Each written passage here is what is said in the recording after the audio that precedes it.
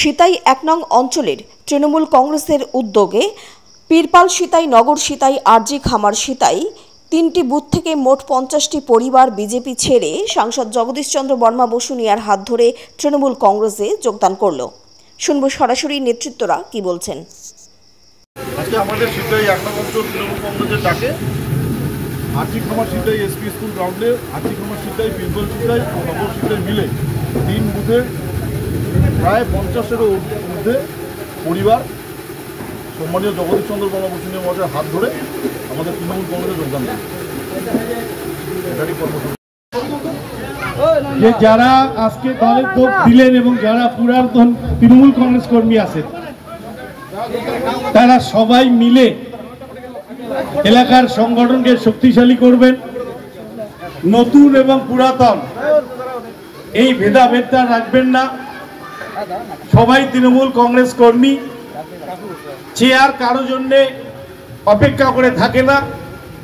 যে কাজ করে তার পিছনে চেয়ার দৌড়ায়, আর যে কাজ করে না তার পিছন থেকে চেয়ার সরে যায়।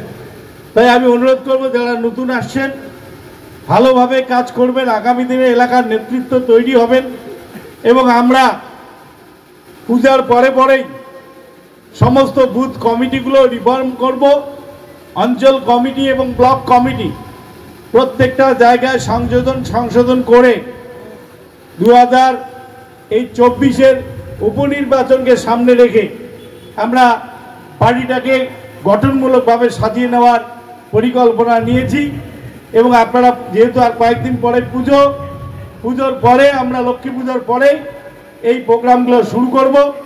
আপনাদের সবাইকে আন্তরিকভাবে অভিনন্দন জানাচ্ছি যে আমরা কোনো চাপ দেই নেই। একটা কথা মনে রাখবেন, 2019-এ আমরা ভোটে হারার পর যেভাবে বিজেপির কর্মীরা আমার বাড়ির থেকে শুরু করে বিশুর বাড়ি, শ্যামল গাঙ্গুলির বাড়ি এবং আমাদের বয়স্ক নেতা যিনি আজকে নেই, সে অশোক কুমার রায়চৌধুরী, তাকে পাসুদা করে ডাকতাম, তার বাড়িও ভাঙচুর করেছেন এবং তিনি অ্যাক্সিডেন্ট হয়েছেন এবং তার পরে পরে তিনি মারা গেছেন।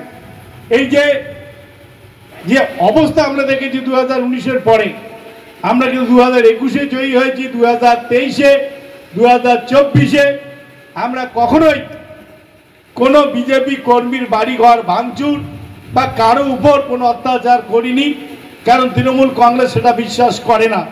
তাই আমি আপনাদের অনুরোধ করব, আপনারা মন থেকে তৃণমূল কংগ্রেসকে সমর্থন করেছেন, কারণ বিজেপির ভবিষ্যৎ নেই।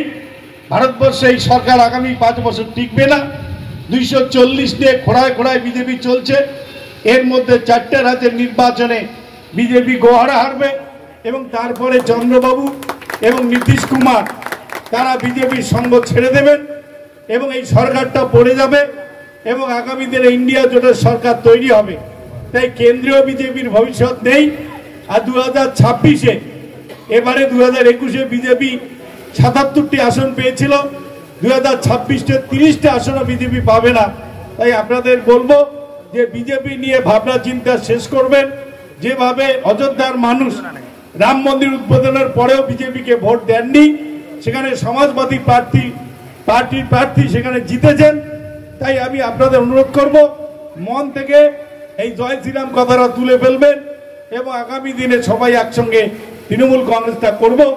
আর আমি আমাদের সিতাইয়ের লোক, যেখানে আপনারা আগে বিজেপি করতেন, নিশীথ প্রামাণিককে দেখা করতে গেলে 3 দিন 4 দিন ঘুরিয়ে আসতে হতো, আর আমার কাছে যখন খুশি গিয়ে আপনাদের কথা জানাতে পারেন, এখানেই তফাৎ। এইটুক কথা বলে সবাইকে আন্তরিক অভিনন্দন জানিয়ে বক্তব্য শেষ করছি।